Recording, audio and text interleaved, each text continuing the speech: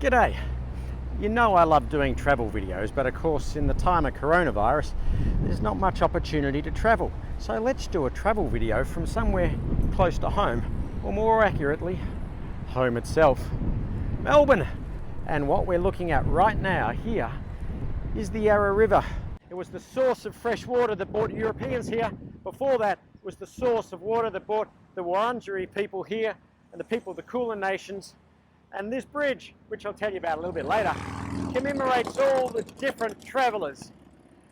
But the Yarra River finishes down there at its mouth and starts up there at its source about 240 kilometres away, which doesn't make it a huge river, but it does make it big enough to do a day trip. So let's start at the source of the Yarra River.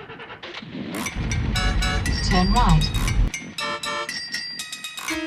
So now we're heading east out of Melbourne to the Upper Yarra State Park, west of Mount Baw Baw Plains, and to the east of Marysville to find the source of the Yarra. From a bloke from Brazil. It was made in 59 in a factory by the time.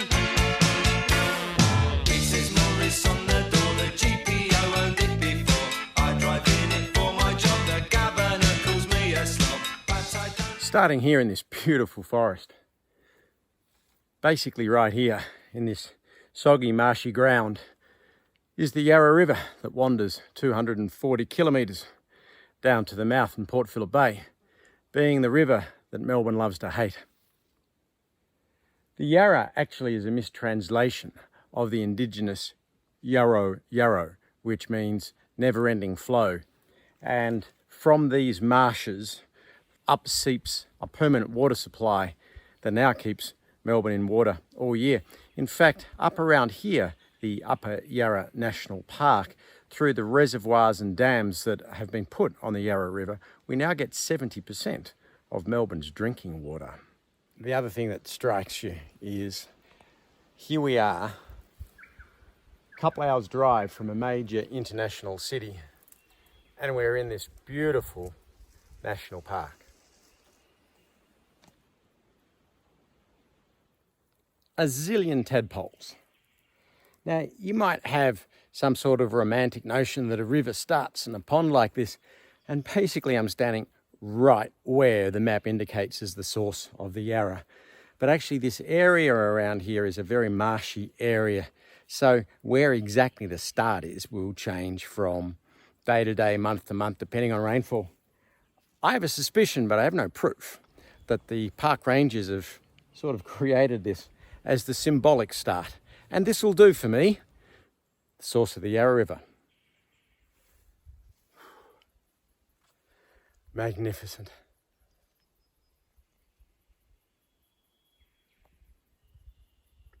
From here at the source, the Yarra River winds its way to the Upper Yarra Reservoir and then on to Reefton, the first little township on the Yarra River. Just below the Yarra Valley Reservoir, this is probably the highest part of the Yarra River, very easily accessible to anyone. And at this part of the Yarra hasn't yet earned its nickname, the river that runs upside down, which is the name Melburnians give the Yarra River because as it runs through Melbourne, it's brown. Apparently, it used to be like this all the way through, clear, drinkable and clean. The brown doesn't come from chemical pollutants anymore. It's mainly because of all the urban development Melbourne built on a clay base. It's the disruption of the clay soils that gives the Yarra River its dirty colour in Melbourne, but it's beautiful here.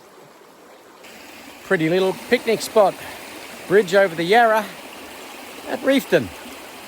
Next stop, Warburton. And this is the Yarra River at Warburton. From Warburton to the outskirts of Melbourne, you've got many places like this, probably numbering well into the hundreds, where there are picnic places, little villages like Warburton with their shops and their bakeries and their food, where families can stop and take picnics, swim in the Yarra at this point, and just really enjoy the natural beauty. It's a very different character stream up here outside of Melbourne than it is running through the city. It's a place of enjoyment and fun and play, and still extremely clean. But the next place we're going to go goes way back into history and an importance for tens of thousands of years of human habitation around the Yarra River. This is the gravestone of Barak, later changed his name to William Barak. The gravestone reads that he's the last chief of the Yarra tribe of Aborigines and his race. Died here at Corandurk, 15th of August 1903, aged 85. He was born in 1823, that's about 12 years before the European settlement of Melbourne. It's said that he was actually present at the signing ceremony of what John Batman declared his treaty to purchase land in Melbourne. But like a lot of Indigenous European relations, there is misunderstanding on that as well. While John Batman thought he was giving mirrors, beads and knives as a purchase price for land, the Aboriginal people here, the Wurundjeri people, the Kulin Nation, thought what they were doing was exchanging gifts, which was traditional in Aboriginal custom to come onto somebody else's land, and that the agreement was for an allowance for them to visit and perhaps stay, but certainly not to buy. And while William Barak's people were dispossessed from their land, he sits here forever, overlooking the river. Here in Corandurk is the appropriate place to pay respects to the Indigenous elders, the leaders of the Wurundjeri tribe of the Kulin Nation, their elders past and present, including Barak. When looking at the Yarra River just here, we've got to remember that there was tens of thousands of years of human habitation along the Yarra River before the European people came. So from here, I'm going to head to Melbourne and let's follow the watercourse. There are plenty of places between here and Melbourne you can stop for picnics, for lunches, lots of wineries that dot the Yarra River, and some of the outer northern suburbs have some beautiful picnic places. But let's go and see how Melbourne is adapted to the Yarra River in the central business district. When the Yarra River leaves the great beautiful natural forests of Victoria and re-enters the city of Melbourne, it meanders its way through the northeastern suburbs and comes back down towards the central business district, around about here. That's the CBD of Melbourne, and what I love about this part of the Yarra River is there's the central business district. Just here are the light towers that look over the Australian Open site. Over there are the light towers of the Melbourne Cricket Ground and the Australian Rugby and Soccer Stadium here. But not only that, just a couple of 100 metres through there, you've got a major art centre for concerts and operas and all of that sort of stuff. And I'd ask you, how many major cities in the world have a river meandering through it with a really world-class sports centre here for tennis, rugby, soccer, Australian rules football, cricket, central business district there, a world-class art centre there, and what's more, we've even got a botanic gardens here that has a little secret about the Yarra River. Let's go in. European settlement of Melbourne dates back to 1835, and it was 1846, only 11 years later, that they founded these, the Royal Botanic Gardens here in Victoria. And where I'm standing is the Lower Yarra Flora section. So the bush and scrubland around this part kind of looks like Melbourne may have looked before European settlement. And what's more, this little billabong is actually the remnants of the original course of the Yarra River. This part of the lower part of the Botanic Gardens, maybe 250 metres from the Yarra now, where it's been straightened with urban development, but this is the closest thing we can find to how the Yarra would have looked, the marshes would have looked, and the flora would have looked around the Yarra River at the time of European settlement and well before. Amazing, isn't it, when you come here and you think to yourself, the Yarra River, of which this water was originally part, started life as a marshy scrubland, loved I'm sure by the Wurundjeri people, and is now a critical relaxation place in the middle of a major international city, regarded as one of the world's most livable. And one of the reasons Melbourne is one of the world's most livable cities is because of this part and remnant of the lower Yarra River in the Royal Botanic Gardens. From these beautiful gardens, the water of the Yarra River winds just a little bit further into the central business district of Melbourne. Melbourne hasn't fully embraced the Yarra River yet either. I'm walking along some of the least utilised green space park of any major city in the world. This is the bank of the Yarra River, but most Melburnians don't use it because it's stuck between two rail overpasses built in the 1800s and 1900s. If I had a magic wand and a magic planting wand, I'd knock down this overpass and we'd have this couple of blocks of grass all the way down to the water in the central business district, something very few major cities in the world have. More or less here where I'm standing, there used to be a little hill that legend said John Batman walked up and said, "What a wonderful place for a village."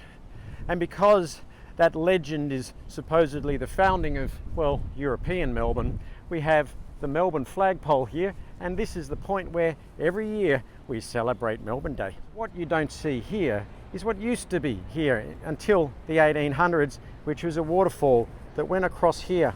It was a small rock waterfall that the indigenous people used to use to walk across, but it also marked the point between the brackish seawater here in the Yarra and the fresh water in the upper Yarra River. What is now the Melbourne Aquarium, sea life, sitting on this rather wide part of the river below where the waterfall used to be, was the turning circle. This is where the ships would come up, reach where the waterfall was, and turn around.